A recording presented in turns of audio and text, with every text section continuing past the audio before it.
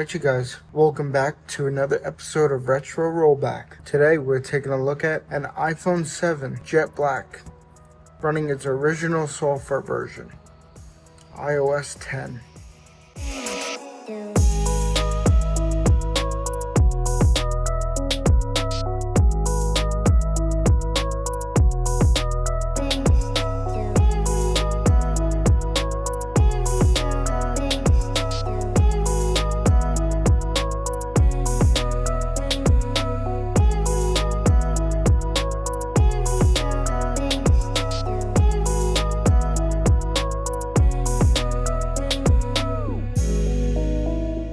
Before we even get to the home screen, there was two new features added in iOS 10. First one, raise to wake. As you see, as I raise the phone, it wakes the screen. Raise to wake was added in order to avoid people automatically unlocking their phone due to the Touch ID being so fast. And the second new feature was pressing the home button to unlock instead of sliding to unlock. Slide to unlock died in iOS 9, and now in iOS 10 we got press home to open. Press home to open, brand new in iOS 10. Another new thing was the control center. As you see here, we have airplane mode, Wi-Fi, Bluetooth, do not disturb, rotation lock, AirPlay mirroring, AirDrop, night shift, a flashlight, timer, calculator, and camera. But in iOS 10 we got pages. This was our media page where you could see what music was playing on the device. And if you have any home accessories, they would be on a third page, and you can control your smart home accessories right from Control Center. Now, as far as the iPhone 7 goes and its significance in iPhone's history, this was the first smaller iPhone to feature optical image stabilization in the camera. It was also the first iPhone with a haptic home button, meaning it's not a physical button. It just mimics the feel of a click with the haptic engine inside the phone. It was also the iPhone that ditched the headphone jack, and believe me, that must have taken Apple a lot of courage. This iPhone also still has Lightning, obviously, introduced with the iPhone 5. The iPhone 7 also got an upgraded front-facing camera up to 7 megapixels, where the iPhone 6s was only 5 megapixels. The iPhone 7 was also the first iPhone to be water resistant. Officially, it was IP67 rated. That's 1 meter for 30 minutes. This iPhone also features the Apple A10 Fusion chip, which was the first quad-core Apple processor in an iPhone.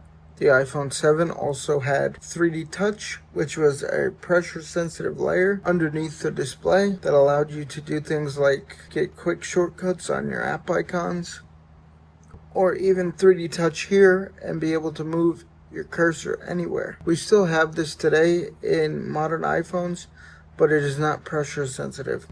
You have to long press the space bar, and here you can press hard anywhere on the display. The iPhone 7 was one of the phones that came in, I think, the most finishes ever. It came in matte black, silver, gold, rose gold, product red, and what we have here, jet black. Now there was 3 different storage options for the iPhone 7. I believe the iPhone 7 came in 32, 64, and 128 storage sizes, but I could be wrong. It could have been 32, 128, or 256. I'm not sure. You guys let me know in the comments, but it's one of those two. Here we have a 128 gig iPhone 7 in jet black. You could only get the jet black in 128 and up. As you see, it is a nice finish, but this one was ruined by a case that the previous owner used. But I never had one of these. I always wanted the jet black. It just, it's in rough condition, but the jet black was known to not do well in terms of how it holds up in the long term. If we go to settings, general, about, as you see under version, we are indeed running iOS 10.0.1, build number 14A403. It is virtually impossible to find an iPhone 7 on 10.0 because Apple immediately released a bug fix update 10.0.1 basically as soon as 10.0 was released, because there was a massive vulnerability found. So they needed to patch it with 10.0.1 as soon as possible. The iPhone 7 is also remembered for being the first iPhone to introduce stereo speakers, meaning we had our loudspeaker on the bottom as we always had. The earpiece speaker on top doubled as a second speaker. So if you had your phone this way, the sound would rotate with it, and if you had your phone in portrait mode, you would still get the dual firing speakers. This earpiece speaker firing towards you, and the bottom speaker firing out the bottom. This iPhone was a huge upgrade in terms of sound quality from the built-in speakers. Now, also, if you had an iPhone 7 Plus, this was the first iPhone to have a dual camera system. We had a 12 megapixel wide lens and I believe an 8 megapixel telephoto lens. The telephoto allowed for you to zoom optically instead of digitally, and it also introduced a brand new feature at the time, portrait mode. That's right, the iPhone 7 Plus was the first iPhone to be able to do portrait photos. I believe I actually have one saved from back in the day on my personal phone. Alright guys, so here we are on my 16 Pro Max, and as you see, this is a portrait photo. And if we swipe up to see the metadata, as you'll see, it was taken on an iPhone 7 Plus in 2017. What do you guys think of this portrait? I also have another one here, also taken on a 7 Plus. This one was taken on April 26, 2018. As you'll see, it was indeed taken on a 7 Plus. And according to the metadata here, the telephoto lens on the 7 Plus was actually 12 megapixels.